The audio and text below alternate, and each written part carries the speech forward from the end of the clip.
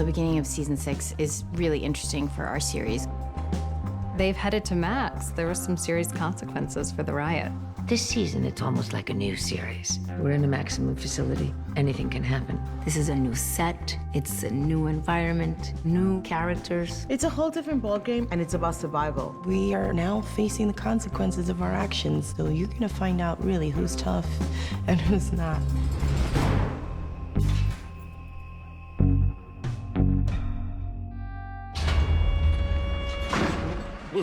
This isn't home.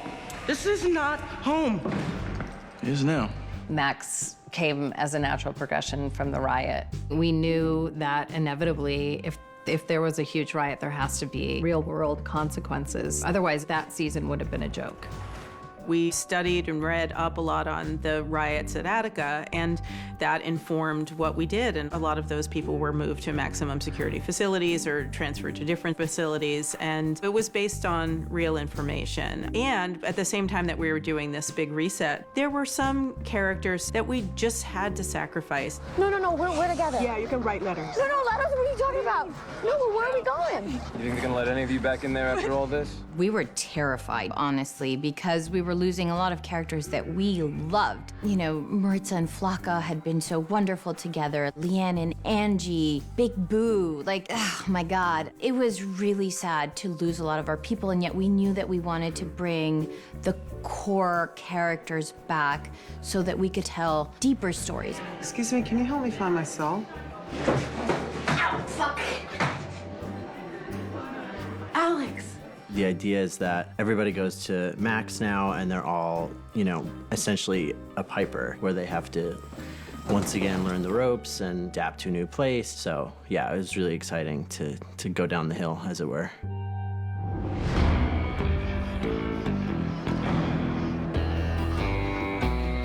First, we tore down all of our old sets, you know, scrapped it. We were on the same stage, but rebuilt all of those beautiful sets. Our wonderful art department and set designer did an incredible job of building a facility that is so realistic that when we took a real-life writer's room field trip to a California detention facility, it felt like we were standing on our set, and, you know, and not in a good way.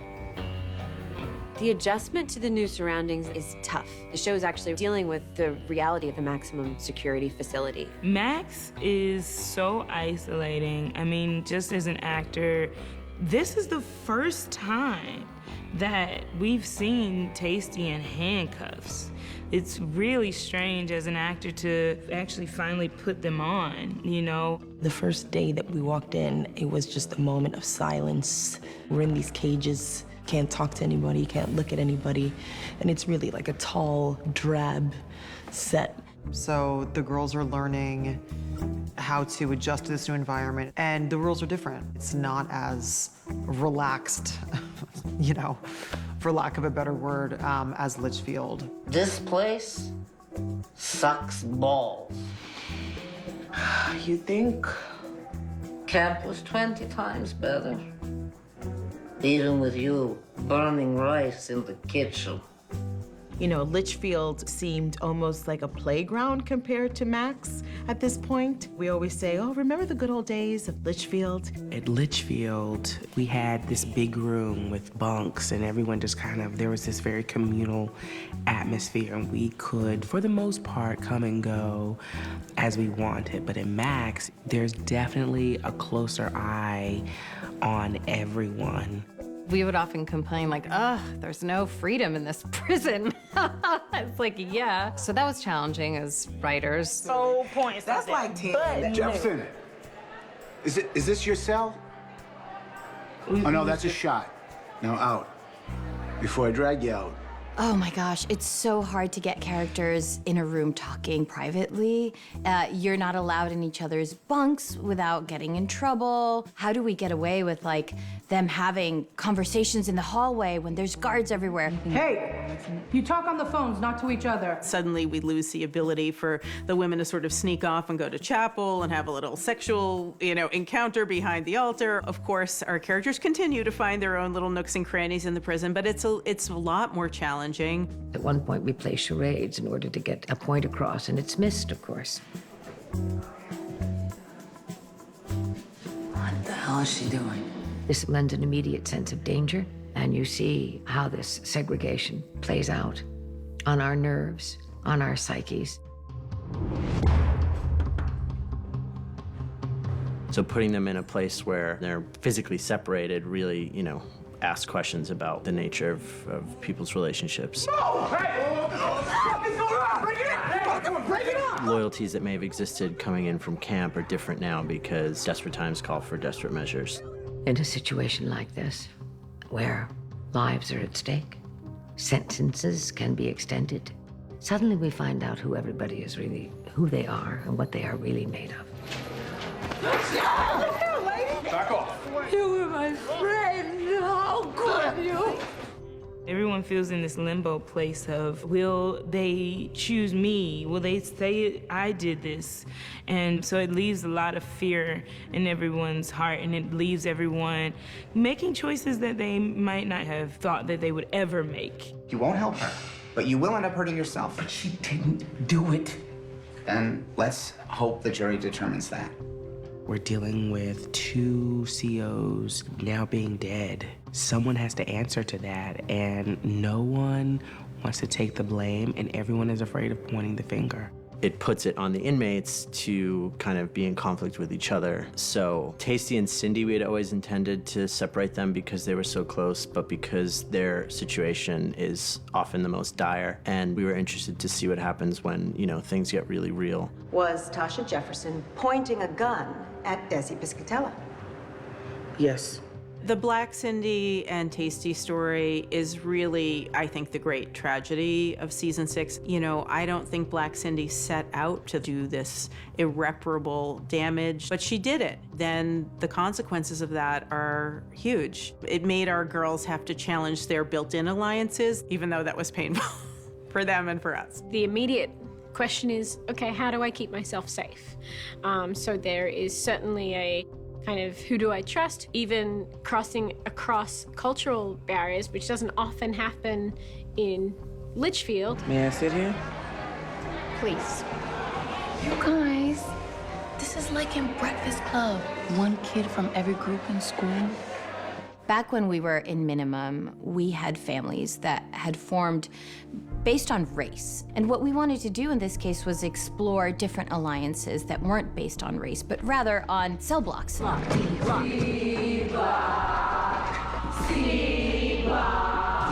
wanted to inject them into an environment that's polarized already, where they're asked to join essentially one of 2 alliances, C Block and D Block.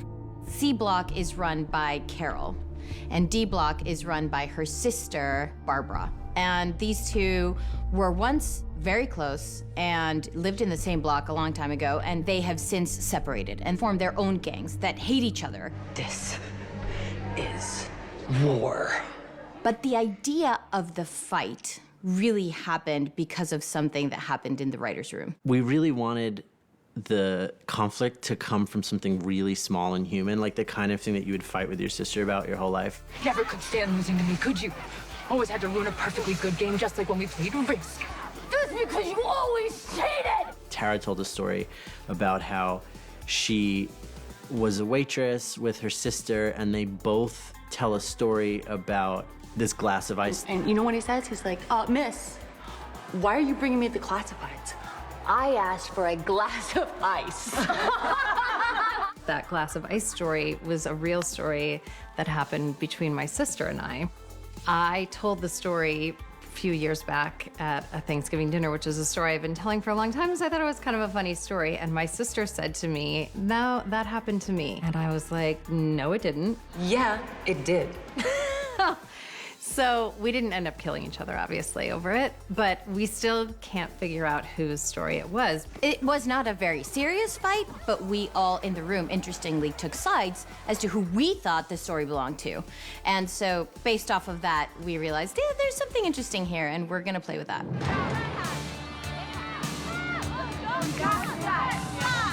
Some of my favorite scenes to write in season 6 were the Carol and Barb flashback scenes.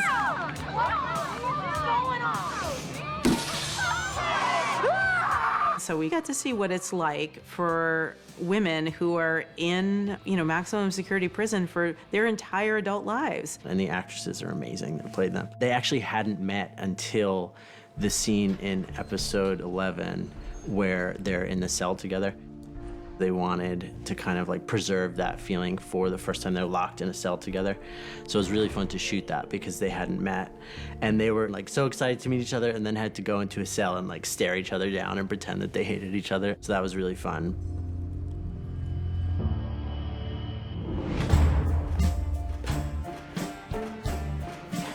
And then we have characters like Daddy and Battison, who are the lieutenants for Carol and Barb. And they are sort of the man on the ground. Murphy, by the way, but most people call me Battison, cause my first name's Madison. And you're Not really. I was just drawn that way. Who Framed Roger Rabbit? Never mind. Battison, we thought, was just fabulous fun. Like just a character from Boston who is just larger than life. Bitch, we missed you. I can see your nails later if you want. And then Daddy, we wanted to be a love interest for one of our main characters. I'd never put my D-girls in danger, especially not one so pretty. Yeah, I'm gonna look real good when my face turns black and blue. Bruised fruit tastes the sweetest. We watched a lot of these prison reality type shows, and there always seems to be that machismo woman that owns the block. And so we thought in this rough and tumbled Max, we gotta have our, mama figure, but mama becomes daddy. Let me tell you something. Nobody fucks with daddy, and nobody fucks with daddy's girls. Daddy is very interesting. This is the first person to actually give Daya something to help her heal with the pain. And although Daddy's influence might be perceived as something negative, I think that she's finding escape in that. With a new detention center come a new set of COs. Hello. We had so many COs we love from camp, and we brought some of them with us. Of course, Loose Check, he's impossible to get rid of. He's like a human cockroach. He's always gonna show up someplace. Churn the butter. Yeah, churn the butter. Feels pretty good, right? But then we really wanted to add some new people. Ginger was based on a character we saw in some documentary who we thought was in love with all the inmates. Why are you crying? Did they give a name or any information about the inmate? We thought it'd be funny to have a character who's really invested in the drama. Once Shauna was cast as Ginger, I think we all fell in love with her, and she's hilarious. And her relationship with Alvarez, they just have a really funny buddy dynamic. It's fun to have those comedic beats when you're having some real jerks that are COs that are abusing their powers. We always wanted to have the guards basically have complete autonomy over what happens to the inmates. And Tara Herman was just like, what is that thing, fantasy? We call it fantasy inmate. And then once we heard that, we were like, yes, that is definitely a thing. They're gonna have a draft. They're gonna have point system. In the emotional category, bulimics are 1 point per vomit. Suicide has been pushed to 20, failed attempt 10. That's one of those things where it's like in the room, it kind of gets pitched around and then it rises in excitement. Like, what if they were betting on each other? Every time we wrote it or thought about it, it was like, these people are so sick, but this is probably happening somewhere. How many points you got? I haven't really been keeping track. With the freight train, Blake, you gotta keep track of your points. A whole lot of New York Times exposés have revealed that, at Rikers, they had the program where guards did use inmates against each other as a kind of punitive measure. So, like most things on this show, our storylines seem so crazy, but they're not.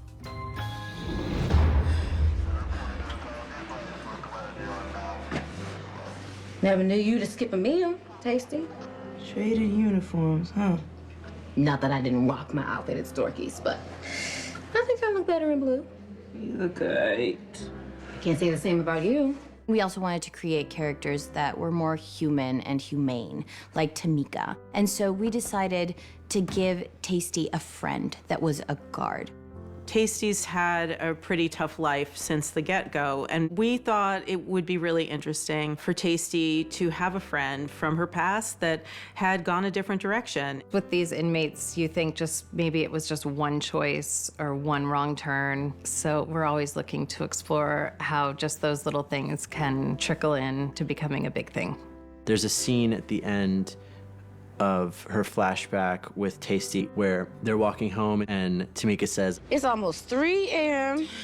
I gotta go. My mom's is gonna be pissed. Yeah.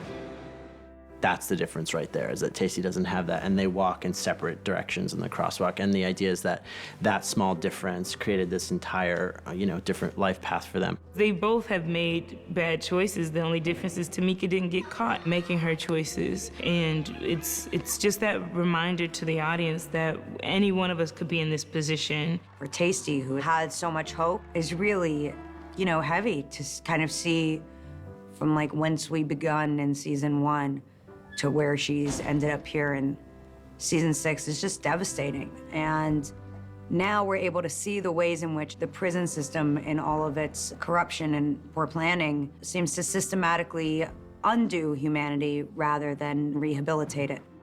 As to the charge of murder in the 2nd degree, what is your verdict? We, the jury, find the defendant, Tasha Jefferson,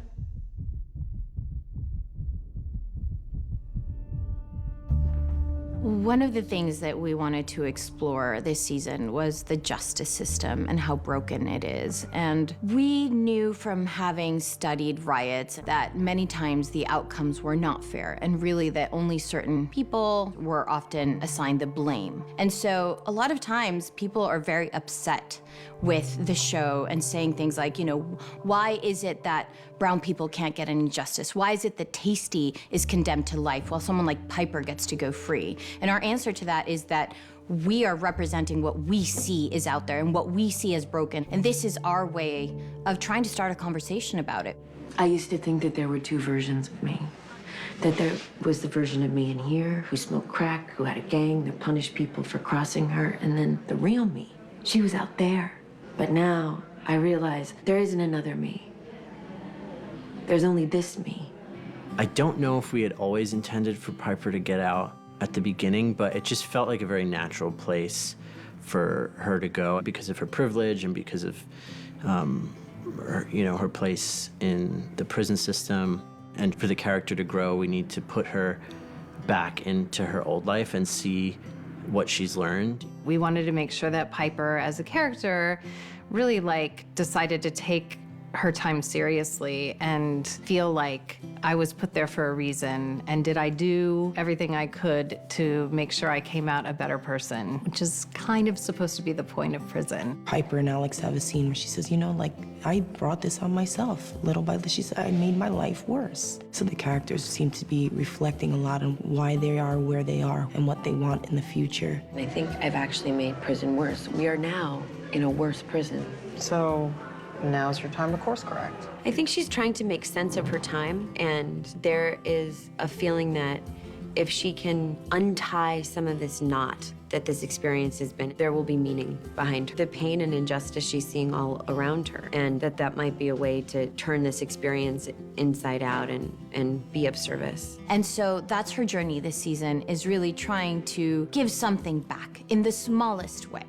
And she does it with kickball. And this thing that in the end actually results in these two sides that have been warring for so long finally coming to peace. I got it! Damn. That was a fun thing to kind of develop. And it just felt like better than the kind of obvious ending of, people killing each other. And, Carol and Barb still do that, but it was nice to see the other women start to see each other as people and forget about the tribalism that's driving them. It was fun, too, seeing our girls find a sense of empowerment through kickball. Piper just wanted to do one nice thing, and she did it. That's also really valuable.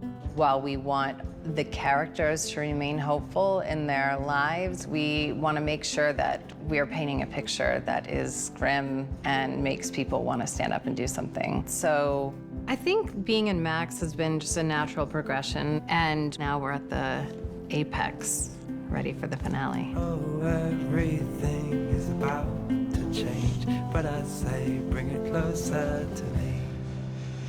So, what are you gonna do now?